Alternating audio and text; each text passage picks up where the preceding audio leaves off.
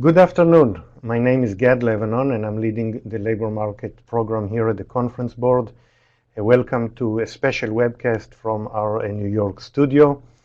So today's webcast is about our index, Occupational Labor Shortages Risk Index. It's part of a larger project and a large report that's coming out in a couple of weeks on labor shortages, challenges and solutions, and this is part of this larger project. What we do in this index, which is, we first started with this index in 2014, and we also had a version in 2016. So this is an update of almost 4 years since we came out with the last one. A lot have changed, and also many of the results in our index has changed. But what is this index? We are going to try to answer the question that within this overall risk of labor shortages, which occupations out of almost 500 that we cover, which are the ones that are at the highest risk of labor shortages. And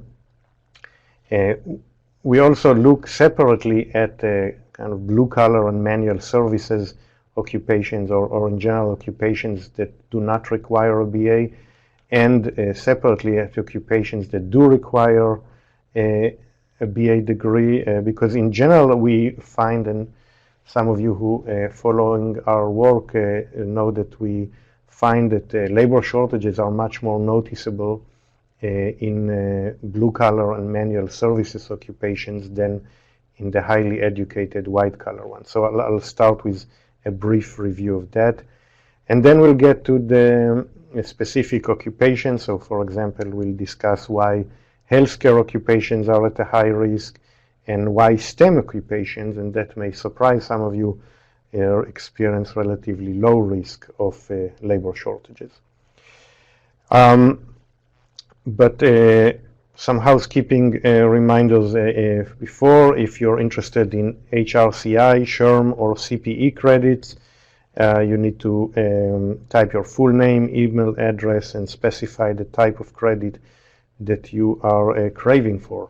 And you have to stay in all of them for or maybe just for the CPE. I'm actually not sure if you need to stay for the entire thing. I think that for all of them, you need to stay for the entire webcast to get the credits. Together with me in this webcast, first from Maryland, our senior economist, Elizabeth Crowfoot. Hi, Elizabeth. Hi, Gad. Thanks for having me. And here next to me in the studio is associate economist and the person who did most of the work behind the scenes on creating this index, Frank Stimmers. Thanks, Gad. Good afternoon. So let's begin. So I kind of did a very brief overview of the general labor shortages story. 10 years ago, we had one of the weakest labor markets since the Great Depression. Now we have one of the tightest ones. I think many people know that. Fewer know that labor shortages are much more visible in the blue-collar and manual services. And it's not a coincidence. Throughout most of recent decades, it was the exact opposite. The highly educated white-collar occupations had a stronger labor market, but a combination of several long-run trends that converged in a kind of perfect storm fashion are changing this. So this is, as I mentioned, much more visible in blue-collar and manual services. But within the large categories, there is a lot of interesting variation in the risk, and this is what we are going to spend most of our time today on. Some of the reasons why the blue-collar and manual services are especially experiencing tight labor market and will continue to do so is the educational story. So in addition to the fact that overall that there is a huge retirement of baby boomers and the working age population is barely growing at all, within the educational groups there is a very different picture. On the one hand, people with a BA and above are becoming, their group is growing in share significantly over time, and all other groups are shrinking. So, and people who have a BA typically do not want to work in the blue collar and manual services job. So the fact that there are fewer of them without a BA reduces the supply of them, and that's likely to continue in the future. So here we look at projection of working age population by education group. If you look at the black bars, you see that every 5 years, there are 5 periods here of 5 years. The black bars are for the entire working age population. So you see that, as we discussed earlier, they are shrinking. The growth rate is shrinking. But if we look at the two groups of education, so if the blue bars who are for people with a BA, there you see no change. We are growing at about 2% a year or 11% every 5 years, and that is likely to continue to be the situation in the future. But if you look at the red bars, there we see a significant decline, meaning that the shrinkage of the population without a BA is only going to accelerate. Now, if we, so we won't have enough people who are interested in those jobs in the country as a whole, but if the labor force participation would have been higher, that could offset some of the problem. As we discuss in some reports, the labor force participation trends are quite disappointing, especially for men, partly because a lot of young men are not participating as much in the labor force, partly due to cultural reasons, not just economic. There's also a very large increase in the share of people who are on disability among the non-BA population. So labor force participation did not save us yet from labor shortages, and unlikely to save us in the future. As a result, we are having a very, very tight labor market, and but that varies by occupations.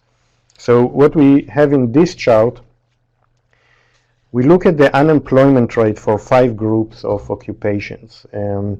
The red one, that's management, professional, and related. That's almost 40% of the population, of the employment. And you see each of the lines shows the unemployment rate in the last 12 months versus the unemployment rate in 2007, which was a period of relatively tight labor market right before the Great Recession.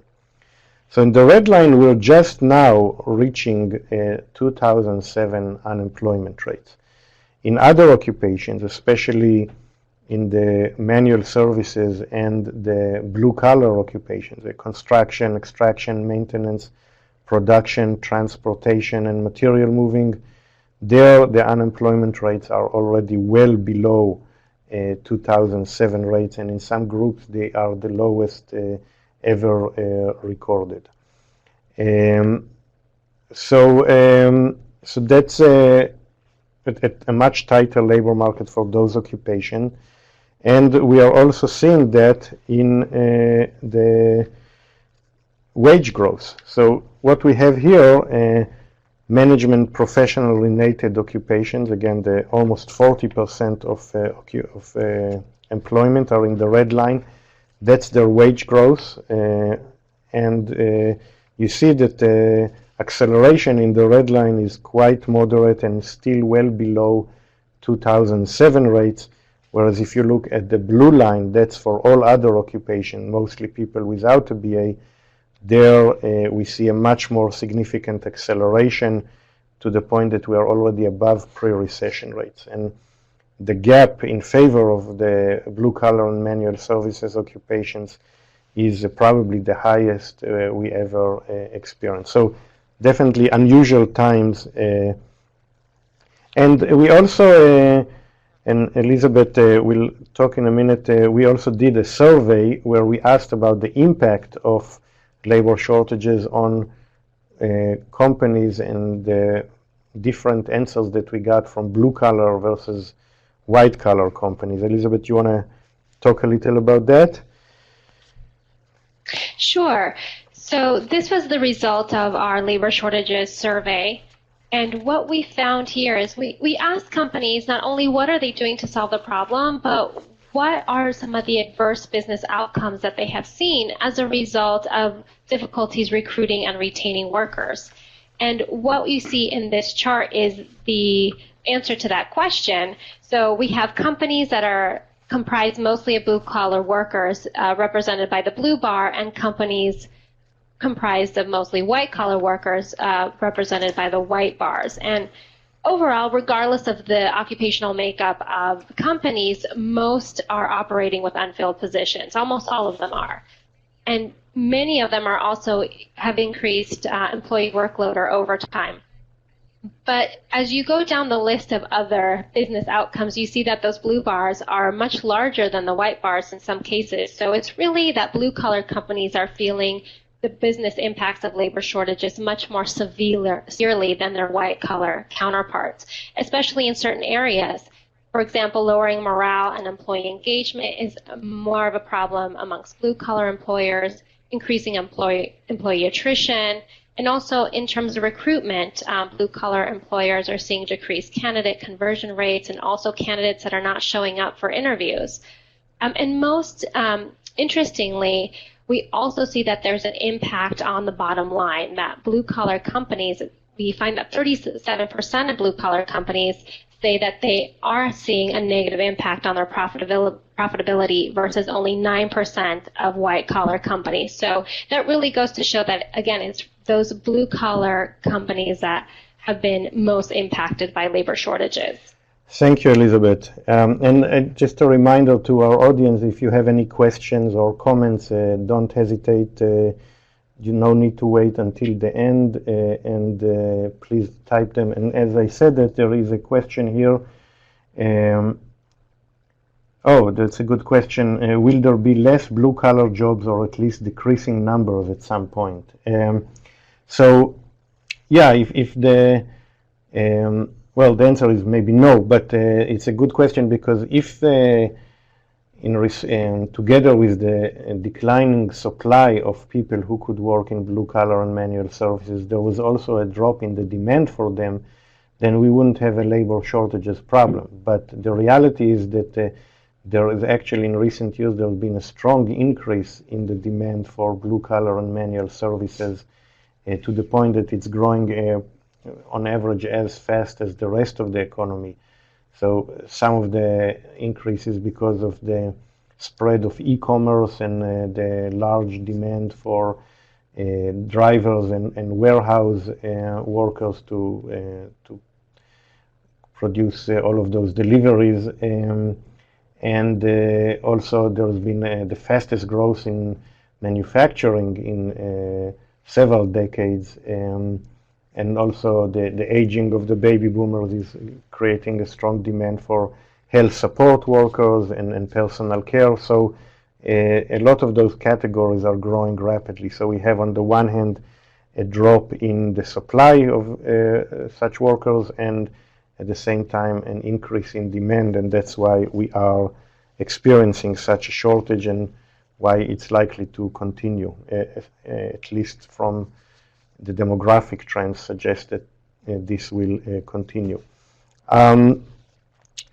So let me talk about the reason we all gathered here today, which is the index. But before we do that, let me ask you a question.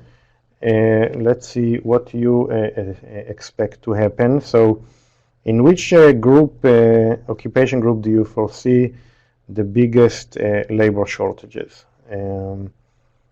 So again, there are 5 options here: blue collar, healthcare, STEM and computer, sales and office, business and financial occupations. So I'll let you think about it for a little longer.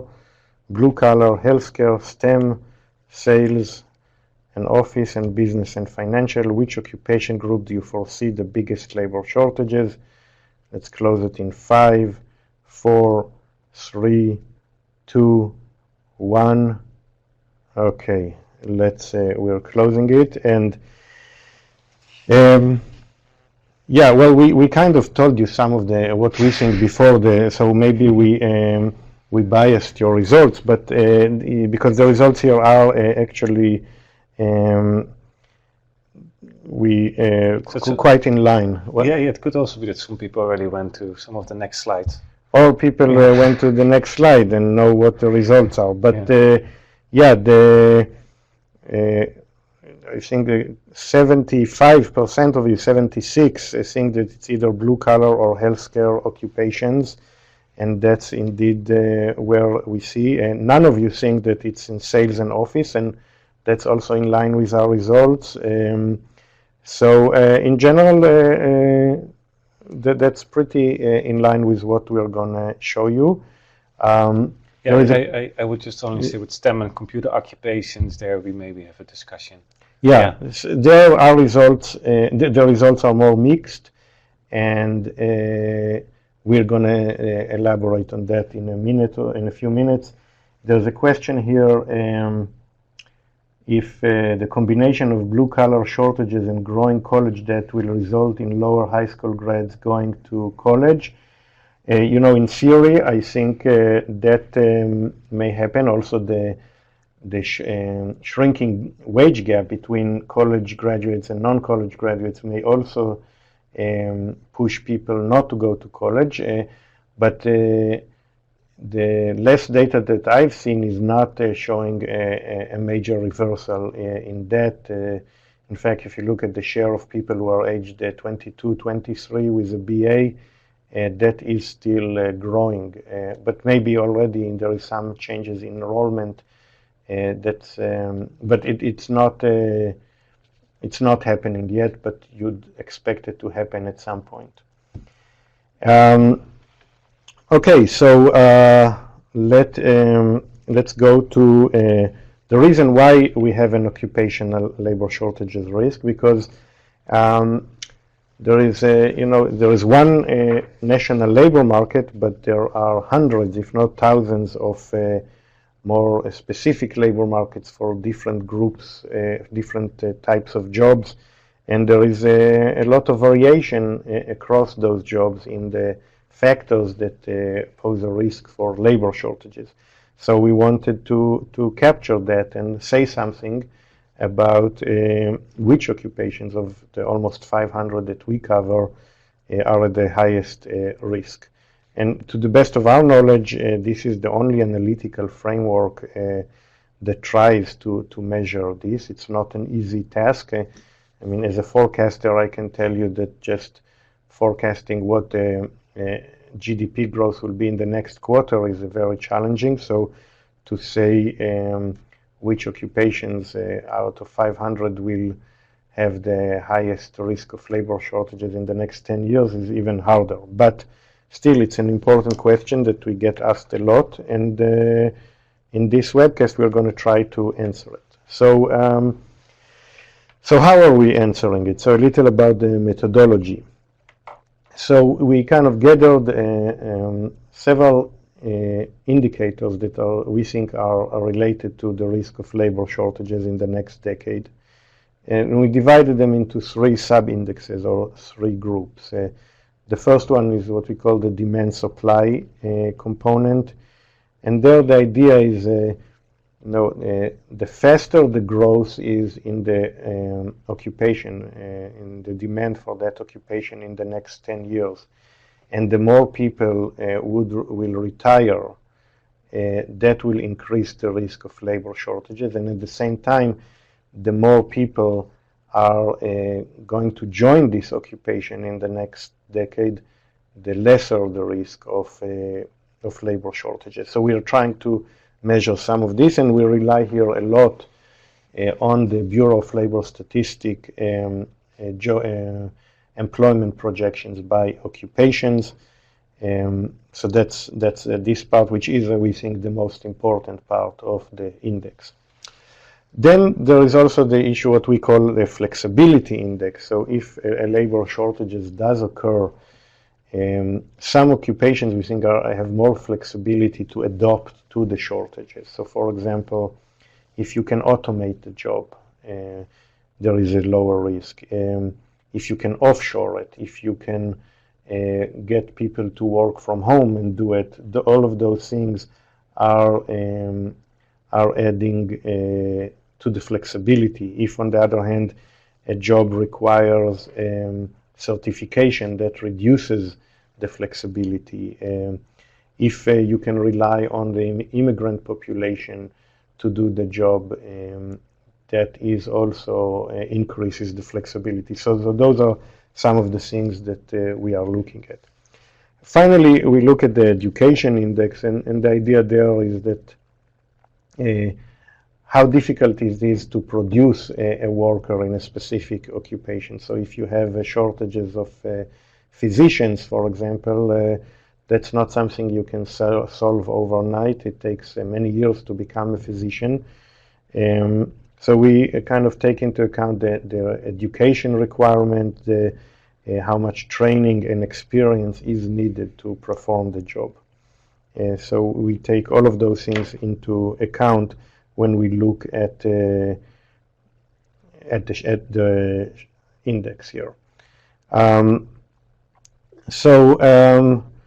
The way we present it is by a percentile ranking. So we kind of weigh the different components and get a measure, and then there are 474 occupations to be precise, and the way we present it is by percentile ranking. So for example, if it's 100%, that means that that specific occupation is at a higher risk than all other occupations in the economy.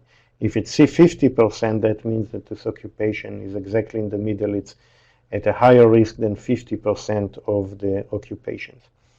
Now, because occupations that require a BA and not require a BA are very different, and because of, in most cases, and also because, as we discussed earlier, we think that for kind of macro reasons, there are differences in the likelihood of a shortage in them. We separate our results to jobs that require a BA and jobs that do not require a BA, and we show that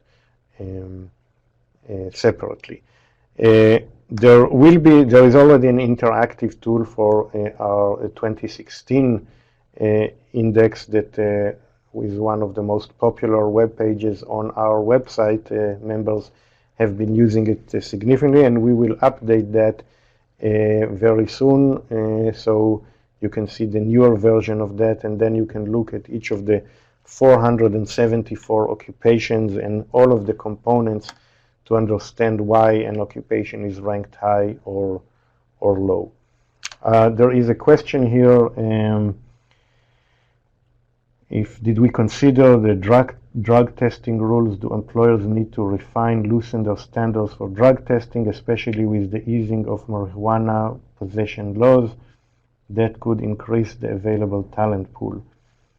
So we didn't take this into account in this index, but that may actually be a good idea because we do hear that in many occupations where drug testing is an essential part, like truck drivers, we do hear that the inability of many people now to pass a drug test is significantly limiting the supply pool, especially in states that relax the drug use laws.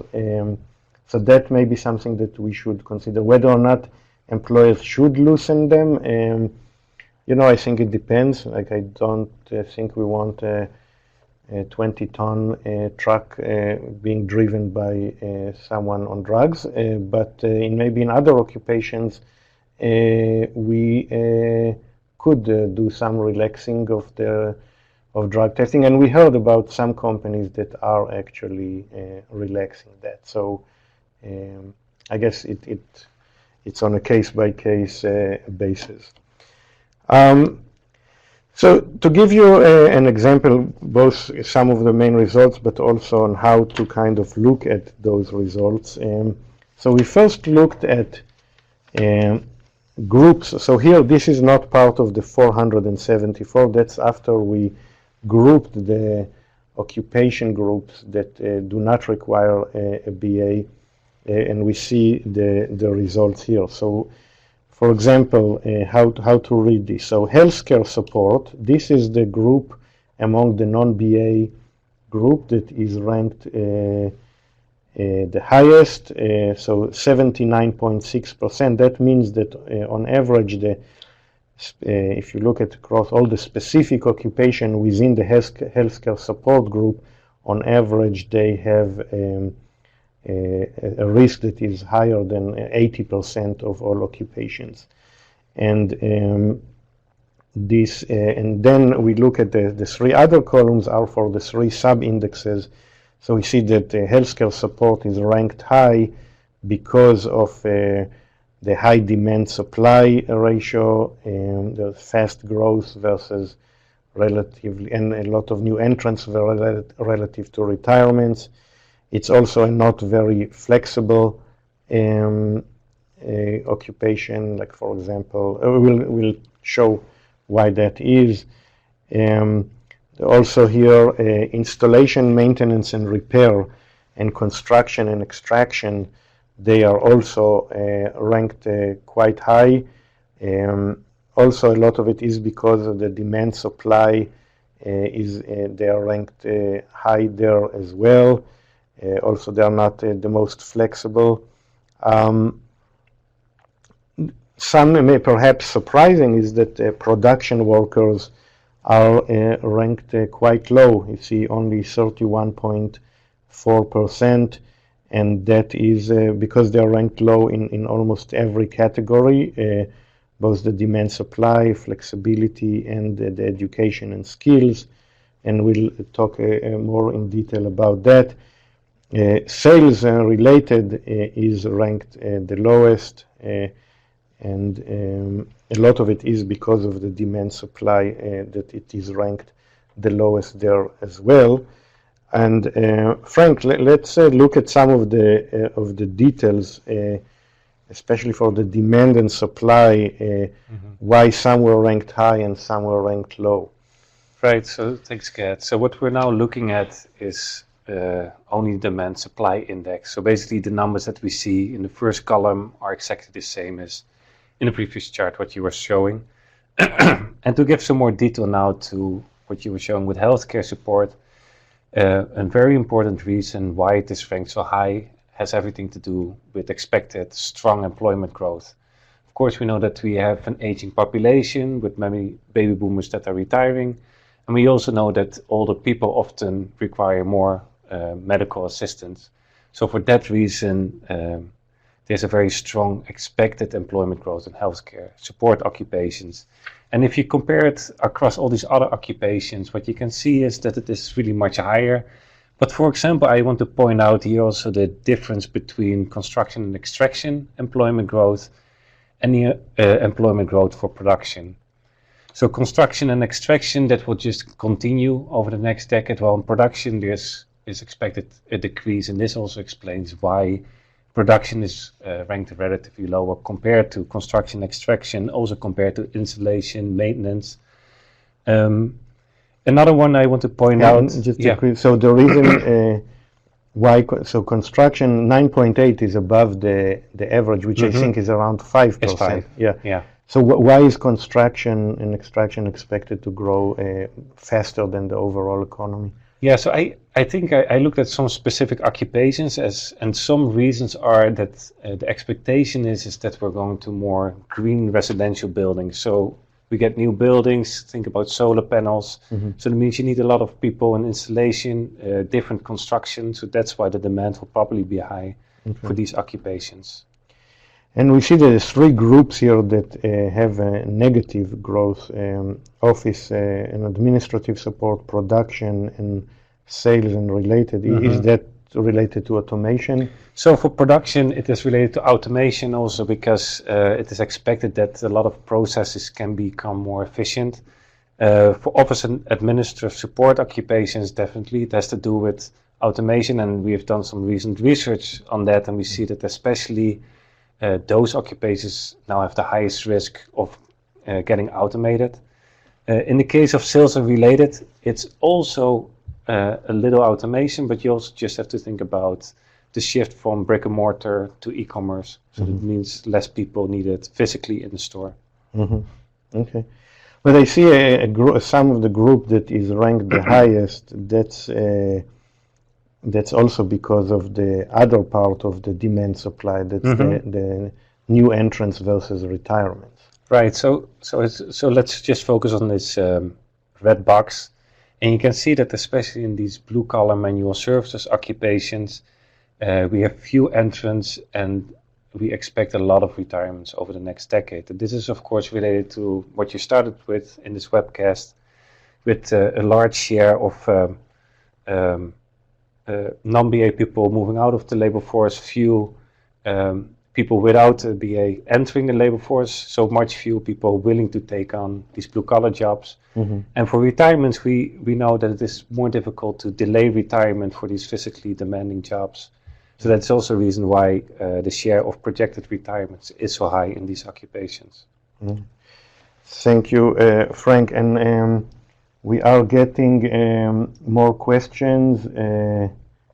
There's a question here: do we look at the type of degree? There's a big difference between a Bachelor of Liberal Studies and a Bachelor of Science in nursing, for example. So we don't look. We look at if it is a BA or an MA or a PhD, and we also look at if there is additional training or residence or work experience that is related. But in this report, we are not distinguishing between the types of BA. Maybe that's something we will do in the future. Elizabeth, one of the parts of the work that we did is to also kind of look at the solutions to labor shortages, and this is part of the big report that is coming up in the next couple of weeks. How would you tie some of that to the discussion we're having on the index?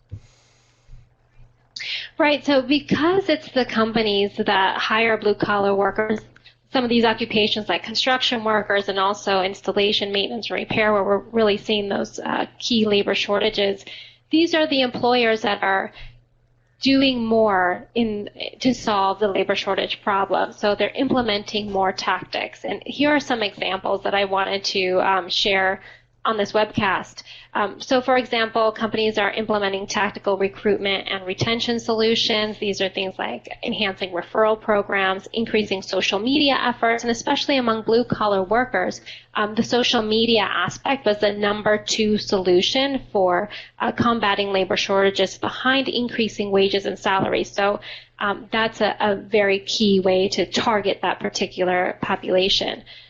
Other things, companies or hiring managers are reevaluating job requirements. So they're really reworking those job descriptions to focus on the core competencies that are needed to actually perform the job. So you're seeing that hiring managers are also relaxing hiring criteria, so lowering experience requirements and skill requirements. And because of that, employers are needing to ramp up their internal training efforts and developing talent pipelines, especially for the trades and construction and in manufacturing roles as well. Those type of companies are really focused on integrating we're on developing integrated work programs with colleges, high schools, and trade schools. So cultivating those relationships with the community in order to expand internships and apprenticeship opportunities, starting from young high school students all the way through college age. Other tactics, some manufacturing firms that we talk to are experimenting with work schedule flexibility. So even in a production line environment where certain aspects of production need to be performed in a certain sequence, even those types of employers are experimenting with floating start times for their workers, providing half shifts or the opportunity to swap shifts with coworkers in order to give them that flexibility that will attract talent. And finally, one key strategy that has been used by blue-collar employers is really to target underserved populations such as women, veterans, the disabled, and immigrants. Those are really the top solutions that blue-collar employers are trying to implement to solve this problem. Thank you, Elizabeth. And one of the things that we see here, as Frank discussed earlier, is that in many of those blue-collar occupations, it's the massive retirement. There are so many, for example, in installation, maintenance, repair, 34% of the population are expected to retire in the next decade. So you would think in such an environment, retaining older workers would be an important strategy, but that's not quite what our survey shows, right? Right. Surprisingly, the solution providing new incentives to retain older workers in full or partial capacity, that was the lowest ranked retention strategy overall, and also amongst the least popular amongst all the strategies. So what we found is that a lot of companies don't have formal programs for retiring workers, and they might be short-sighted in this sense because they're not really focused on retaining this core group of workers. And that can be driven by several concerns. So many companies already have a large proportion of mature workers. Many of the manufacturing companies that I spoke to specifically say that they haven't seen this mass exodus that they were expecting, that older workers are extending their working life much longer than they thought they would. So there's no need to target older workers because they already have them. Another concern is that there's increasing compensation costs, not just increasing wages and salaries with more senior workers, but also health insurance costs, for example. Those premiums that employers have to pay are much higher for older workers than their younger counterparts. There's also concerns that an aging workforce will result in declining worker productivity, and also that it'll limit the promotion opportunities of younger workers and lead to an unbalanced work structure or even lead to retention issues with some of their younger staff.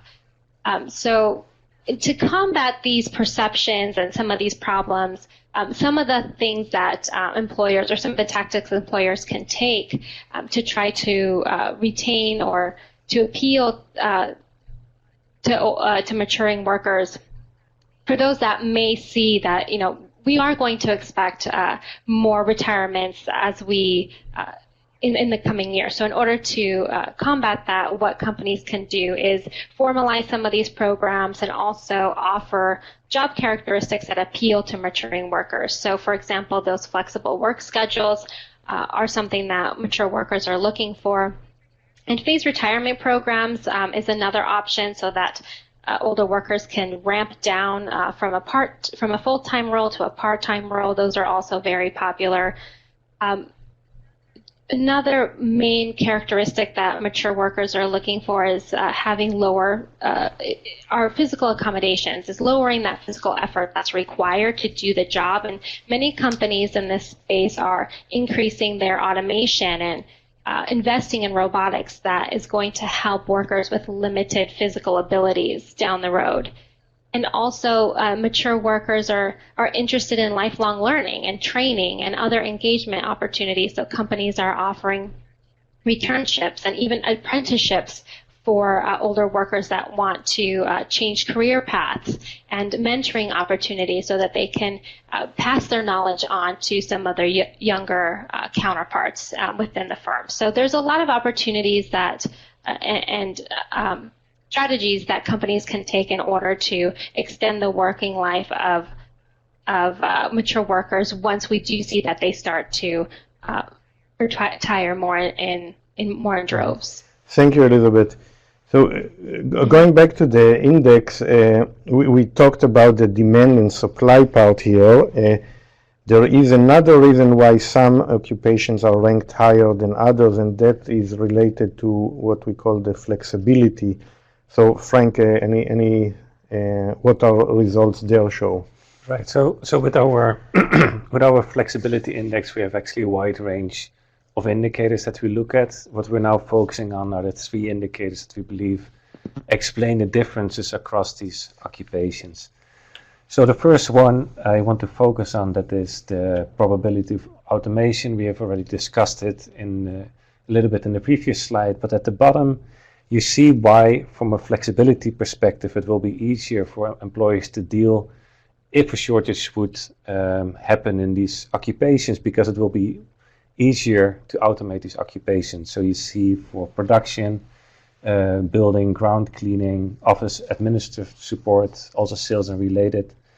If a shortage would be there, maybe if wages are rising, this would give an incentive to employers to look into maybe automation techniques that are already out there. Besides the probability of automation, one very important determinant, and this is also explaining why production is ranked relatively low, that has to do with the offshore ability. We know, of course, we have already seen it over the past few decades, that a lot of production jobs get offshore to other countries. But if you compare it, for example, with insulation and construction, that is all work that needs to happen in the US, so that cannot be offshored. Mm-hmm. And the last thing I want to point out is the certification measure. Of course, if you want to enter a job, so for example here protective services or healthcare support, before you can do so, you often need to have a certain type of paper, a certificate. So that means that the worker needs to invest time, needs to invest money before they can move into that occupation, which of course makes it more difficult to directly solve a shortage. Right. I do want to talk for a second about the transportation occupation. So if here you see it's ranked in the demand supply, it's ranked 5th from the top, not particularly high, and overall in this group it is not. Transportation material is pretty much in the middle. We expected it to be ranked higher because we hear now that the transportation in recent years, especially truck drivers, was the kind of the center of the labor shortages problem in the US, the place where it was the most visible. But the reason why it's not ranked higher in our index is because we rely on the Bureau of Labor Statistics employment projection. And there the projection is that strong growth in transportation employment will not continue in the next decade, or that somewhere during this decade we will see driverless trucks or things that will reduce the demand for many of those transportation workers. So, you know, if that happens, then maybe the ranking is justified, but I think we should, since driverless cars did not arrive yet, and they may not arrive in the next decade as well, if that doesn't happen, then we may see actually a much higher shortages of transportation workers than is currently in our index. So we talked about the non-BA group. We and very much related to the transportation. Elizabeth, one of the results that interesting results in our study is that partly to deal with the current shortage in transportation workers is the using or hiring more women. Yes, so we're seeing an increase in the number of women in male-dominated occupations, as you can see in this chart. So not only in the transportation occupations where that trend is most visible, but also in construction and in extraction industry as well.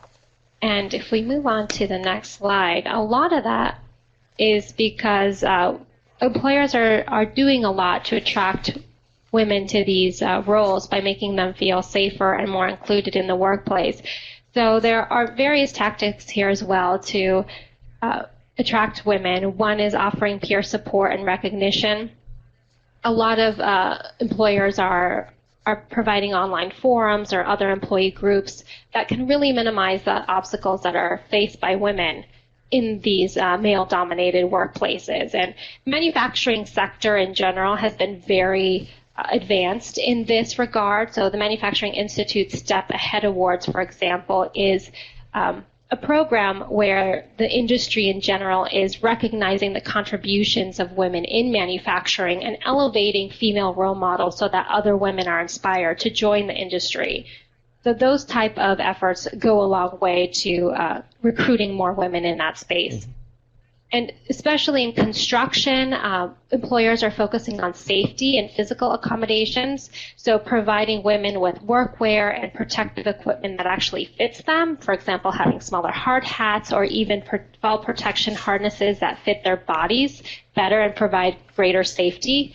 And the trucking industry has also implemented some strategies in this space. So they're offering friendly female vehicle packages, for example, with automatic transmissions that are easier for women to drive. They're paying for hotel rooms so women can avoid sleeping in truck rest stops, which is not the safest place for women that are traveling alone.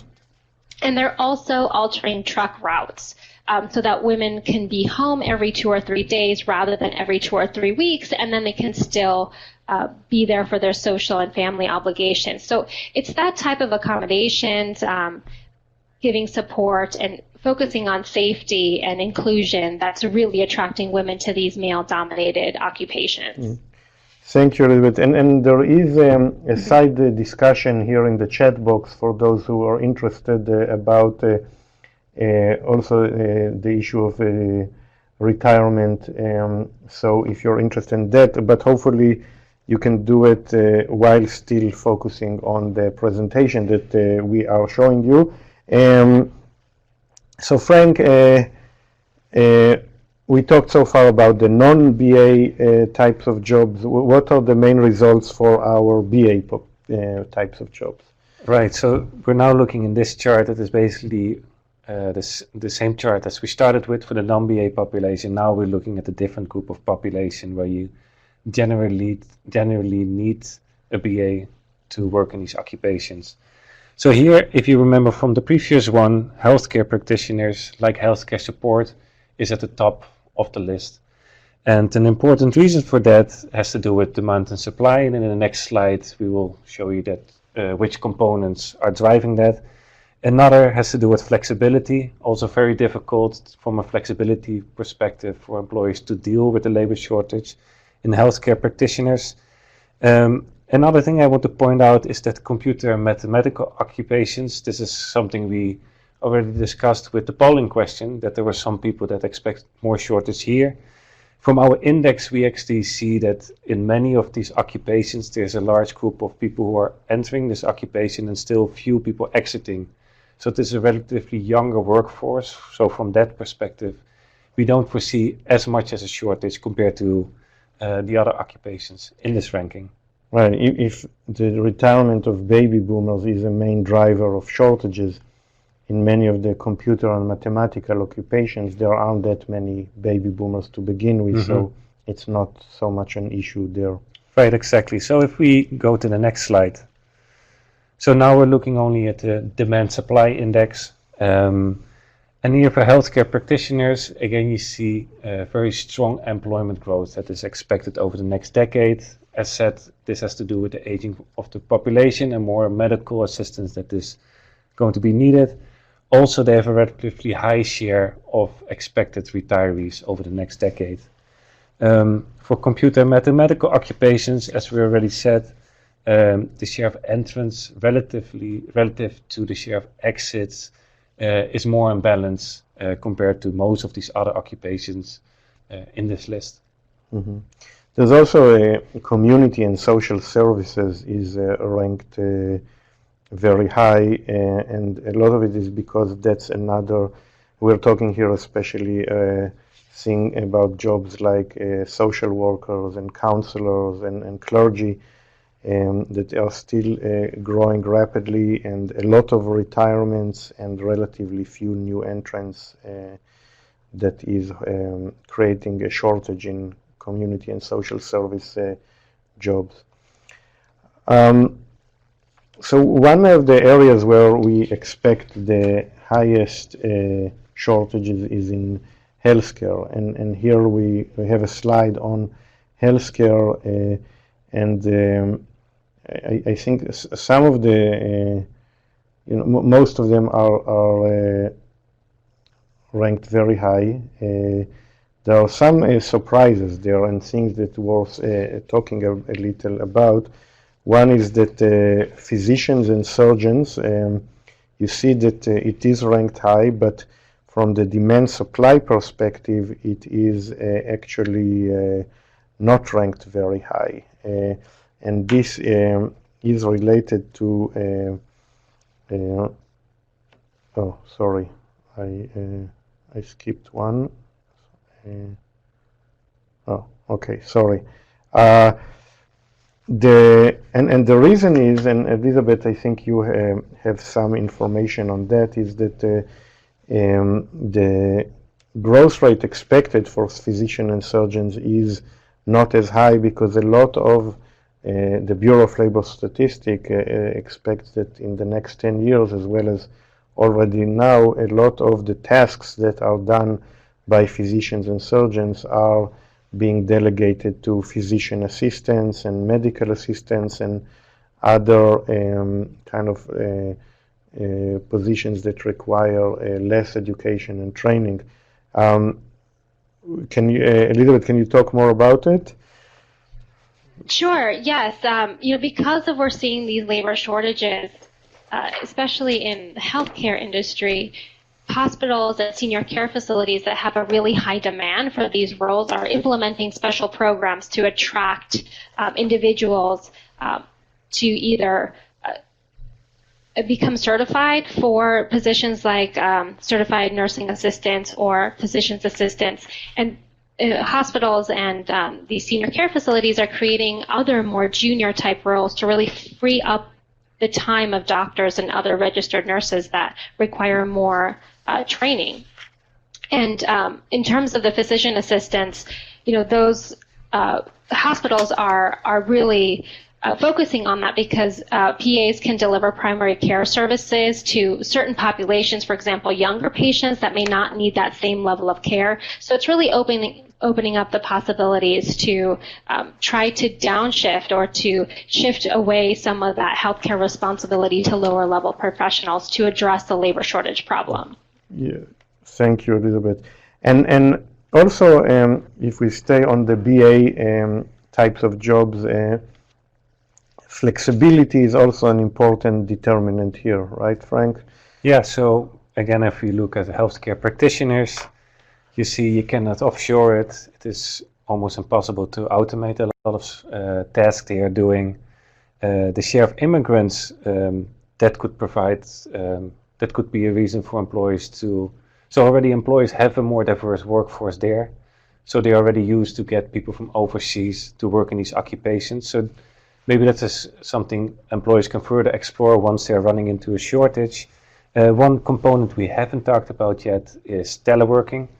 Of course, you cannot really work from home when you're a doctor, but if you move to the more to the bottom of the list, you can see not yet to the next next chart, but if you look at computer and mathematical occupations, that are of course occupations where you don't necessarily need to be in the office. So that means that employers don't have to hire somebody who actually lives close to your office, but you can hire basically anywhere. You don't need to look at the geographical location. Right, and we do see, I'll go quickly through this slide, we do see a significant upward trend in the share of full-time employees who work primarily from home, especially in computer and mathematical jobs. So despite a few high-profile cases like Yahoo and IBM, where there was a kind of a reversal in this trend, in many companies, the shift towards working primarily from home is continuing to grow. So Frank, one of the surprising perhaps result is that a lot of the STEM-related jobs were not ranked very high, but some are.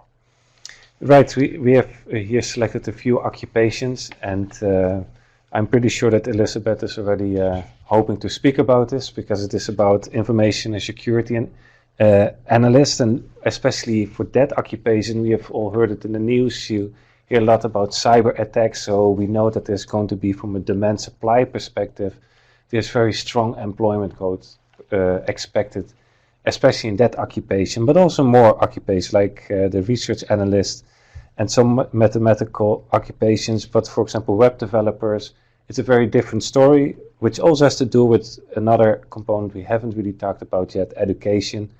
It's actually much easier to enter a job when you're a web developer but don't have the strongest education. If you have worked a lot with web tools, employers are interested in hiring you. Mm-hmm. Yeah. Yeah, Frank, I just wanted to add that a lot of employers, not only are they reducing their skill requirements, but also their education requirements. So companies are starting to accept candidates without a 4-year degree, but who've graduated from a coding boot camp or some related vocational program. And a company like Microsoft, for example, has the Software and Systems Academy, which is basically a coding boot camp and cybersecurity boot camp that's geared toward military veterans. And so these veterans often have security clearances that can be valuable in cybersecurity roles. So it's really aiming or trying to accept alternate credentials and also provide programs that have a revolving door that really invite these underrepresented groups. So it's sort of using two different types of strategies to increase or to combat some of the labor shortage issues in these key occupations. Right. So to sum the STEM part, while the demand for a lot of them is growing rapidly, there aren't that many retirements there, and there are a lot of new entrants. And it's also the types of occupations, most of them where there is a lot of things that employers can do to deal with labor shortages when they appear. We have almost come to the end of our presentation. I just want to show you the kind of, again, emphasize the depth of this data set. It's for almost 500 occupations, a lot of over 10 indicators for each, where we kind of, the indicators that we think are related to future labor shortages. So you will be able to look at the ones that you care about and the occupations that your company hires. We also will have the large labor shortages report ready in a few weeks. And I also wanted to mention that there will be another webcast on December 3rd, where we'll talk about the impact of today's tight labor market on wages. So I think at least Frank and I will be here. Elizabeth, I'm not sure if you're on that one, but hopefully you can join us for that. There is a lot of interesting new material on wage growth and pay compression and the problem that is causing for many companies. So this is all for today. Thank you very much for joining us. Thank you, Elizabeth and Frank, for joining me in this presentation, and I hope all of you have a good rest of the day.